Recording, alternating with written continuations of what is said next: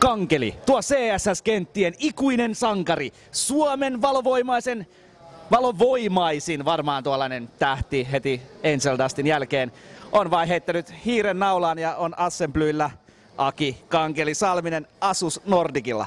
Moi, mitä sä teet täällä? Mä oon tässä vuoden päivät Asuksen Suomen toimintaa pyöritellyt jossain määrin ja jälleen myynnistä ja sitten nämä tapahtumat koitan jollain tapaa vie läpi. Meillä on tuossa Tukholman päässä markkinointitiimi ja kun tässä ollaan rajan toisella puolella, niin kieli on pieni ongelma ja sitä koitan vähän tässä kaventaa.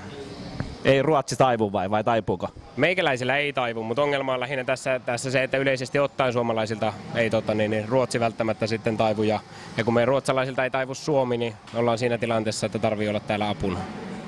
Mites tuleeko yhtään ikävää enää vanhoja peliskenen tyyppejä, näitä tapahtumia, harjoittelua?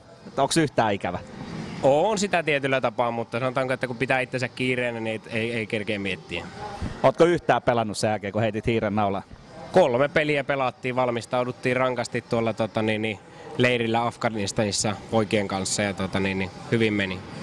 Voititte? Kyllä kaikki. Hienoa. Mitäs sä kävelisit Four Kingsissa ja siihen loppu? Joo, kyllä se sitten siihen sai riittää, että tuossa on vähän henkilökohtainen elämä tuonut lisää tekemistä, niin parempi jättää nuoremmille. Mitäs Asukselta on tulossa sellaista? Olisiko pelaajille mitään tai ylipäätänsä jollekin muille tällaisille nettinörteille mitään hienoa tuotetta tuloilla? No kyllä varmaan sanotaanko tuo G70-sarja pelaajille viimeisen päälle pelikannettava ja sitten tietysti nämä 3 EMPC. PC on tullut 7-tuumainen malli ja 9-tuumainen malli tuli tällä viikolla ja 9-tuumaisesta tulee vähän parempaa mallia vielä tässä syksyn aikaa. Niin sieltä on 901 tulossa. Onko mitään vahvistettua päivämäärää? No vahvistettua ei ole, että meillä on toimitusajat tehtaalta 7 päivää, että sitten kun ne sieltä lähtee, niin on vahvistettu päivä, mutta arviot on tuolla varmaan syys-lokakuun vaihteessa. Menee pitkälle kyllä. Mitä muuta sä haluaisit sanoa meidän vanhoille? Tähän ei katso kukaan muu kuin CS ja CSS-pelaajat. Mitä sä haluaisit sanoa niille vielä? Hauskaa vappua. Hauskaa vappua. Sitä. Kiitos Game TV. Kiittää. Nähdään taas kohta. Okei. Dina Game TVstä, moi. Meillä on täällä Effistä. Jukka Ruotsalainen, hallituksen jäsen. Mikä tää Effi on? Eli Electronic Frontier Finland eli EFFI ry on vuonna 2001 perustettu yhdistys, joka päätehtävän ajaa kansalaisten sähköisiä oikeuksia ja yksityisyyttä. Käytännössä sähköisiä oikeuksia. Eli ajatuksena on se, että kun ollaan siirtymässä sähköiseen tietoyhteiskuntaan, niin on yhä enemmän sellaisia asioita, jotka pitäisi kiinnostaa ihmisiä. Ja tavallaan yhä enemmän sellaisia asioita, jotka vaikuttavat meidän jokapäiväiseen elämään, joita pitäisi puolustaa.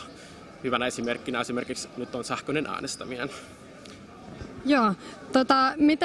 Onko tämä ensimmäinen kerta, kun te olette täällä Assemblyssä? Joo, eli tämä on virallisesti ensimmäinen kerta, kun ollaan Assemblyssä. Me oltiin pari vuotta sitten täällä kokeilemassa. Oltiin päivä pari täällä pistäytymässä ja oltiin hyvin tyytyväisiä ja päätettiin tulla sitten toisen kerran tänne. Mitäs kommentteja olette saaneet ihmisiltä tai kysymyksiä? Kiitos. Eli ollaan saatu paljon positiivisia kommentteja. Ollaan myyty tässä meidän kannatustuotteita ja sen lisäksi sitten ollaan käyty mielenkiintoisia keskusteluita sekä meidän jäsenten kanssa että sitten sellaisten ihmisten kanssa, jotka muuten vaan on kiinnostuneet meidän toiminnasta. Eli te tuutte uudestaan ensi vuonna? No, sitä en pysty vielä tässä vaiheessa sanomaan, mutta ainakin tähän mennessä on kokemukset ollut oikein mukavia. Hyvä, kiitos paljon.